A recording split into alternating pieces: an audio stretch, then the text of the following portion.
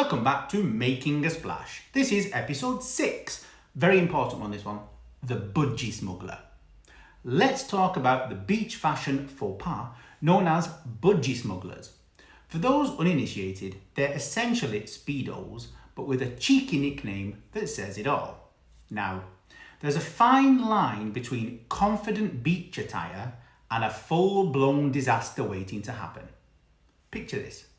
A bloke struts onto the sand, thinking he's the next David Hasselhoff.